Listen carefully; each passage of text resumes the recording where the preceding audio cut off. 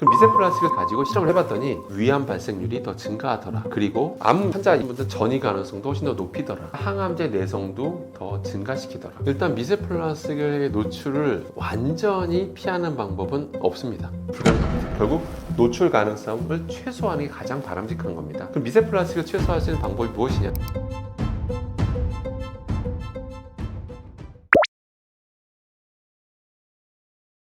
사실 미세 플라스틱의 발생 원인으로만 1시간 동안 얘기할 수 있을 것 같긴 한데요. 근데 차근차근 좀 몇 가지만 핵심적인 말씀드리면, 일단 플라스틱이 바다로 많이 지금 배출되고 있잖아야. 네. 우리야 뭐 분리수거 잘한다고 하지만 전 세계적으로 보면 또 그렇지도 않습니다. 지금 슬프게도 태평양 어디 한가운데 쓰레기 섬, 플라스틱 섬이 생기고 혹시 들어보셨습니까, 피디님? 플라스틱 섬이 쌓이고 플라스틱이 계속 쌓여서 그게 하나의 섬처럼 보이는 약간 그런 것까지 현상이 있을 정도로 지금도 플라스틱 쓰레기가 많이 바다로 배출되고 있습니다. 그 자체로도. 그럼 그게 시간이 지나면 어떻게 될까요, 여러분들? 서서히 분해가 되겠죠. 분해가 되면서 그게 다 미세 플라스틱이 되는 거고, 그게 바로 여러분 수산물로 넘어가는 겁니다. 근데 미세 플라스틱만 넘어가면 상관이 없는데 또 이게 또 바다에 존재하는 약간 중금속들도 미세 플라스틱 잘 달라붙어요. 붙은 상태에서 수산물로 넘어가게 되고, 결국 그 상위 포식자에 또 우리한테 넘어오게 되는 거고, 그런 식으로 미세 플라스틱이 넘어오기도 하는 겁니다. 그럼 또 미세 플라스틱 발생된 원인 또 다른 또 살펴보면요. 예를 들어 우리가 페트병, 생수, 이거 정말 많이 다들 쓰시잖아요. 많이 사용하시고 많이 애용하실 텐데, 여러분 페트병 용기라는 게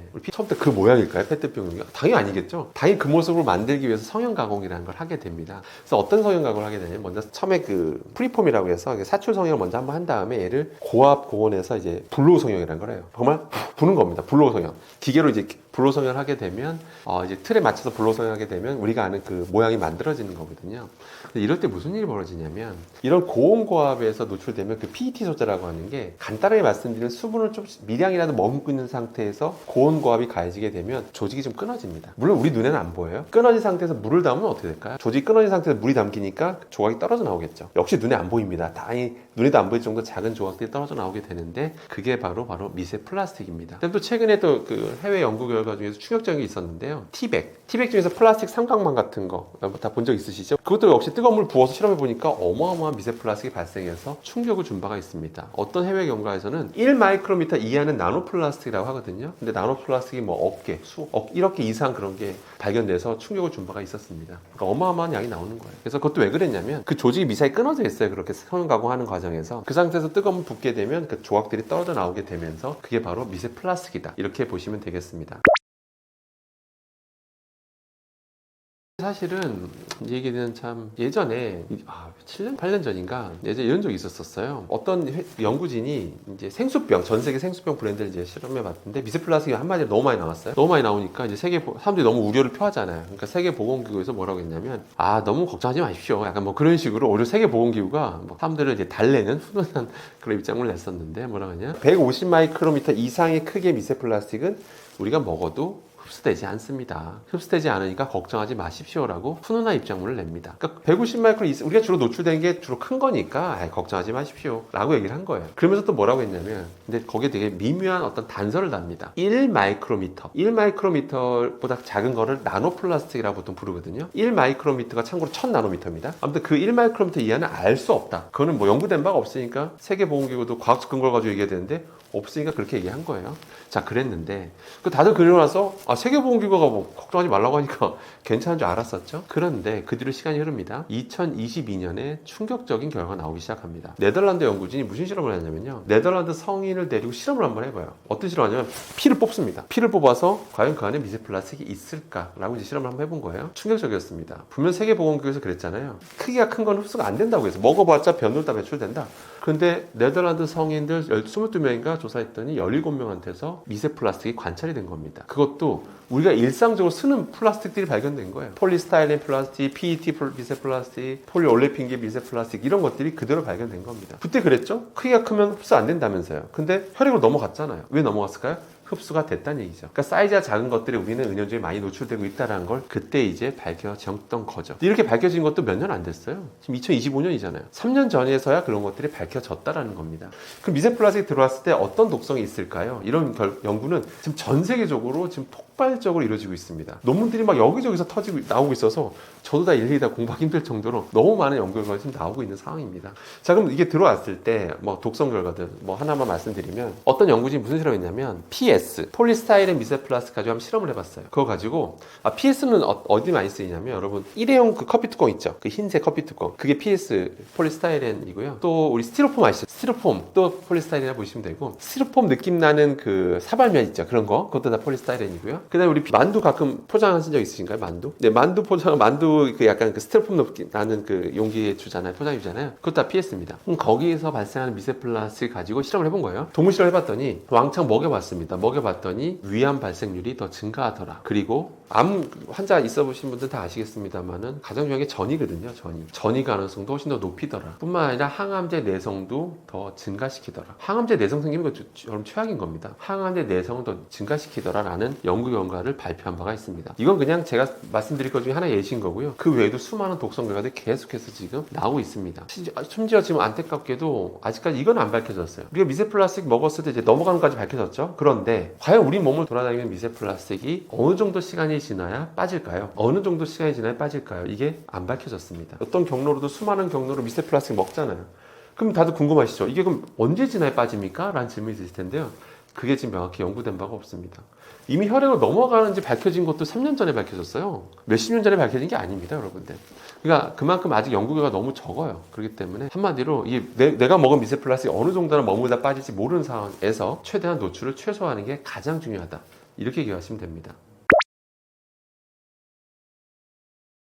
이제 페트, PET 소재를 우리나라는 이제 가장 많이 쓰고 있는데요. 일단 페트 생수병에서 미세플라스틱이 나오느냐 이걸 따져봐야 되는데, 뭐 해외 연구 결과도 그렇고 국내에서 연구진이 또 실험한 결과도 있는데요. 역시 대다수의 페트병에서 미세플라스틱은 관찰이 되고 있습니다. 그건 이제 팩트고요. 이제 PET 이제 미세플라스틱이 많이 관찰되는데, 이제 그런 것들에 대해서 이제 독성 연구 결과가 충분한가?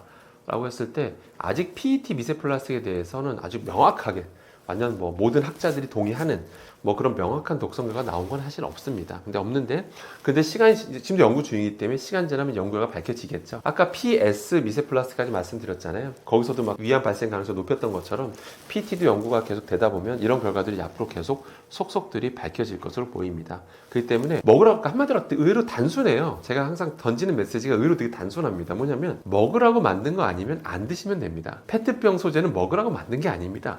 그럼 거기서 나온 미세플라스틱 먹으면 안 되겠죠. 그래서 미세플라스틱 먹을 가능성을 최소화하는 게 가장 좋겠죠. 그래서 가장 좋은 습관은 뭐냐면, 결론은 가급적이면 적어도 하루에 하나 정도는 텀블러 있죠, 스테인리스 텀블러, 이거 하나 담아서 들고 다니시는 걸 좀 추천드리겠습니다. 그걸로 출근하시거나 그걸로 외출하시는 게 가장 좋고요.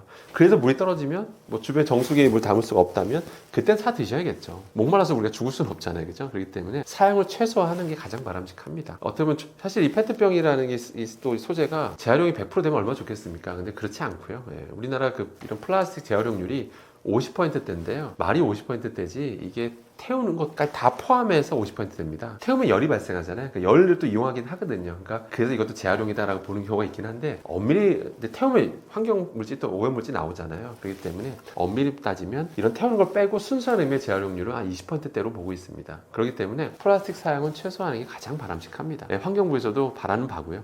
이걸 뭐 마음껏 쓰고 막 권장하고 이런 거 못 들어보셨을 겁니다. 무조건 사용을 최소화하는 게 제일 좋겠습니다.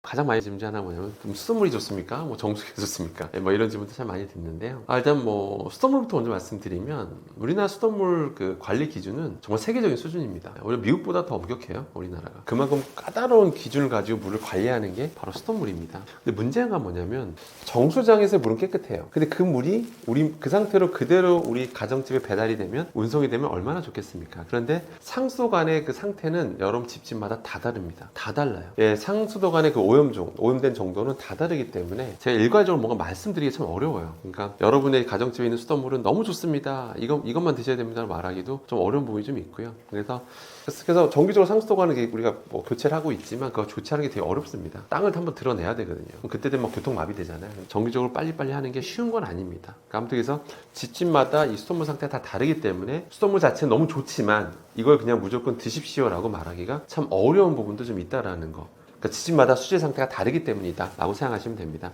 그래서 가장 좋은 것 중에 하나는 뭐냐면 수질 검사 한번 받아보시는 것도 좋아요. 그 지자체 연락하시면 예약하시면 직접 검사원이 옵니다. 와서 한번 수질 검사도 해주시거든요. 그래서 그런 검사를 받아보시는 것도 한 방법이겠습니다. 그래서 그 정도 통과하고 나면 그래도 음용수로서 적합하다 이렇게 보시면 될 것 같고요. 그 다음에 이제 일반적으로 아마 정수기 많이 의존하실 텐데요. 사실 정수기라고 하는 거는 여러분 집에 가정용 쓰시는 정수기는 적어도 미세 플라스틱 측면에서 보면 대부분 다 거릅니다. 가끔 또 이런 질문도 하세요. 정수기 들어가는 필터가 플라스틱인데 거기서 미세 플라스틱 많이 떨어져 나오냐 이렇게 뭐 말씀하시는데, 떨어져 나올 수 있는 건 맞는데 기본적으로 그 소재가 되게 견고한 소재예요. 그래서 그 정도 물에 의해서 막 엄청 뭐 나노 플라스틱, 미세 플라스틱 막 수십억 개, 수만 개가 떨어져 나오고 그런 거 아닙니다. 그렇기 때문에 그렇게까지 걱정하실 필요는 없습니다. 그리고 그렇게까지 막 조직이 막 엄청 떨어져 나올 정도 되기 전에 이미 코디네이터 분이라고 하시죠? 정기적으로 와서 교체해 주시잖아요, 필터를요. 그렇기 때문에 평소에 그렇게까지 정수기에서 나오는 미세 플라스틱은 그렇게 걱정하는 상황은 아닙니다. 그래서 미세 플라스틱 정도는 정수기에 다 걸러지기 때문에 정수기 물을 그냥 받아서 그냥 스테인리스 텀블러에 담아서 다니시는 습관을 들이시길 좀 추천드리겠습니다.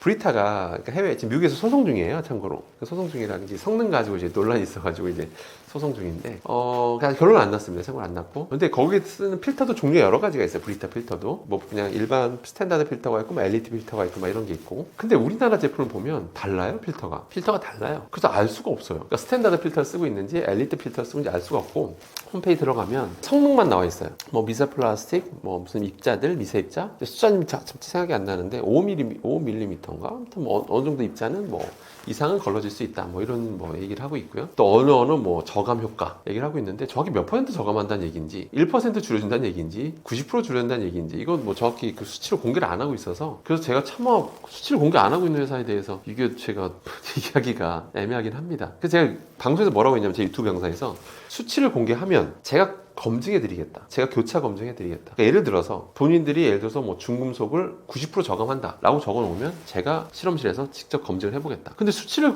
공개를 안 하고 있으면 검증한다는 게 의미가 없잖아요. 제가 그러니까 예를 들어서 남의 제품을 제가 마치 시험 성적서를 만들어주는 거 똑같은 거예요. 제가 딱 했더니 이건 90% 저감되네요? 제가 홍보해주는 거가 돼버려서 먼저 공개를 안 하는데 제가 하는 건 좀 바람직하지 않아서, 그래서 결론은 국내 제품과 해외 제품이 달라요. 그리고 심지어 브리타 측에서도 제 영상 본 것 같기도 한데, 왜냐면 저한테 연락 온 적도 있었거든요. 물론 뭐 광고 관련해서 연락이 오긴 했었었는데 광고 관련 뭐 신제품 개발했다고 뭐 코멘트 해줄 수 없냐 뭐 이런 거였던 것 같아요. 제 기억으로 제 영상 봤던 것 같아요. 저한테 갑자기 뜬금없이 왔다고 보면. 근데 본인들 아무도 공개는 지금도 안 하고 있어요, 성능에 대해서. 근데 한 가지 확실한 거는 그러니까 잔류 유기 부산물들이 있어요. 그러니까 염소 부산물들. 미국에서도 이게 논란이 있다 보니까 미국에서도 환경단체인가 거기서 이제 실험을 한번 해봐요, 브리타 가지고. 근데 뭐 유기물, 염소 그 부산물들이 있는데 염소 부산물들에 대해서 굉장히 그 필터링이 뛰어나긴 하더라고요, 거기서 실험해봤을 때. 그래서 우리나라 제품도 비슷할 거라 보긴 하는데, 근데 미국 필터랑 우리나라 필터가 완전히 똑같지 않기 때문에 참 명확히 말씀드리기 좀 어렵긴 합니다. 그러니까 결론은 성능을 빨리 공개했으면 좋겠다. 근데 영원히 안 할 것 같긴 합니다만. 그리고 이제 미세 플라스틱 애초에 발생하는 것들 좀 노출 최소화하는 거, 아까 말한 플라스틱 망 있잖아요, 뜨거운 물 붓는 거. 그러니까 플라스틱 망이, 그래서 이제 아는 업체에서 PLA 플라스틱으로 만든 이런 삼각망으로 제품도 출시했는데요. 그러면서 미세 플라스틱 걱정하지 마십시오. 우리는 생분해성 플라스틱으로 만들었습니다. 이런 건 이제 홍보하기도 하는데요. 이건 이제 방송 내보낼지 마실지 한번 판단해 보시고요. 뭐냐면 이게 실제 옥수수로 만든 거 맞아요. 옥수수로 만들었으니까 이거 괜찮지 않을까 이렇게 생각할 수가 있는데, 문제가 뭐냐면 역시 그걸 때 뜨거운 물 붓게 되면 이제 미세 입자들, 미세 플라스틱 나오는 건 맞는데, 생분해성이니까 우리 몸에 들어왔을 때 다 분해되는 거 아니야? 라고 생각하실 수가 있는데, 분해되는데 시간이 오래 걸립니다. 분해되는데 수주에서 수개월이 걸리기 때문에 돌아다니는 동안 그게 어떤 영향을 미치는지 명확히 밝혀진 바가 없어요. 실제 독성교가 나온 적도 있고요. 실제로 그 PLA 미세 플라스틱조차도 독성교가 나온 바가 있고요. 이게 돌아다니면서 혈관을 혹시라도 막는데 일조할지 말지도, 하는지 안 하는지도 지금 연구가 충분히 안 돼 있고요. 명확하지가 않은 상태입니다. 그렇기 때문에 역시 PLA도 먹으러 만든 건 아닙니다, 여러분들. 그러니까 여러분들 좀 많이 오해하시는데 PLA 먹으러 만든 거 아니에요. 그게 뭐냐면 우리가 플라스틱을 너무 많이 쓰니까, 그래서 이게 좀 생분해가 되는 걸 많이 쓰면 이걸 나중에 분리수거해서 땅에 묻어서 분해시켜버리자, 이게 이런 목적으로 만든 거지 먹으려고 만든 게 아닙니다. 먹으라고 만든 것도 아니고요. 근데 참고로 제가 말씀드리면 그 PLA 생분해성 플라스틱을 환경부에서 친환경 인증을 취소하려고 했었습니다. 친환경 인증을 줬다가 최근 그걸 취소하려고 했었어요. 근데 업계에서 막 반발하고 생산한 공장도 이미 다 만들어졌는데 갑자기 친환경 인증 취소해버리면 난리가 나겠죠. 그래서 취소를 유예해버립니다. 그래서 지금도 여러분들은 편의점 가시면 비닐 받잖아요. 그러면 여기 보면 생분해성 비닐입니다 라고 마크가 적혀 있을 거예요. 그러니까 지금도 그렇게 쓰이고 있는 거예요. 근데 이게 왜 환경부에서 취소하려고 했을까요, PD님? 왜 그랬을까요, PD님? 아니 생분해성이라고 처음에 인증해줬다가 지금은 다시 취소하려고 한다는 게 너무 이상하잖아요. 그 이유를 말씀드리면 사실은 여러분 분리수거 해보셔서 아시잖아요. 생분해성 플라스틱이랑 따로 분리수거 하십니까? 안 하시잖아요. 안 하죠? 왜 안 하고 있을까요? 생분해가 그냥 되는 게 아닙니다. 이거를 땅에다 묻은 다음에 특정 온도까지 올려야 돼요. 그 다음에 습도도 70%까지 올려야 돼요. 특정 온도, 특정 습도로 올린 상태에서 또 특정 미생물을 뿌려줘야지만 그래야지만 서서히 분해가 되는 겁니다. 자, 그러면 그런 땅을 확보하기가 쉬울까요? 어려울까요? 어렵겠죠. 지금도 뭐 땅이 부족해서 뭐 아파트 지을 데가 없다, 막 수도권에는 막 이런 얘기가 나오고 있는데 그런 거 할 매립지도 없고요. 첫 번째. 두 번째. 그 정도 온도를 올리고 그 정도 습도를 유지하는 것도 하나의 다 비용이죠. 그거 다 에너지입니다, 여러분들. 열을 만들려면 그 정도 온도까지 올리려면 전기를 쓰거나 뭐 해야 되잖아요. 가스를 태우거나 해야 되는데 그럼 그게 다 환경 오염입니다. 그러니까 친환경이라고 막 그렇게 분해하려고 했는데 정작 그런 걸 분해하는 과정은 전기를 쓰거나 이래야 되니까 그러니까 친환경을 보기가 어려운 거죠. 이러다 보니까 현실적으로 찌지 않다라고 해서 결과적으로 환경부에서 친환경 인증을 취소하려고 했었던 거죠. 그런데 지금은 이미 그걸 믿고 다 생산업체들이 많이 우후죽순 많이 생겼는데 다 망하게 생긴 거예요. 그러다 보니까 그냥 취소를 유예하는 그런 일이 현재 대한민국에서 벌어지고 있는 겁니다. 왜 생분해성 플라스틱에 대해서 친환경 인증도 취소하려고 했냐면 일단은 별도로 분리수거 하고 있지도 않을 뿐더러 분리수거 해봤자 그 뭐 매립할 데도 없고 그러다 보니까 오히려 일반 플라스틱과 섞여서 버리잖아요. 그럼 오히려 이게 일반 플라스틱, 재활용 그나마 좀 되는 플라스틱조차도 이 생분해성 플라스틱이 이 재활용을 오히려 방해하더라. 또 별도로 그걸 또 다시 분리해야 되는 또 일이 또 생기는 거죠. 또 이게 혹시라도 오염돼서 이게 이리로 넘어가 버릴 수도 있거든요. 혹시 분해돼서 넘어가 버리게 되면 오히려 이 다른 일반 우리가 재활용하던 플라스틱의 재활용률을 더 방해하더라. 그렇기 때문에 친환경을 취소하려고 했던 겁니다. 일단 미세 플라스틱의 노출을 완전히 피하는 방법은 없습니다. 아무리 생각해봐도 나는 미세 플라스틱으로부터 온전히 벗어난 삶을 살겠어 라고 마음 먹으면 불가능합니다.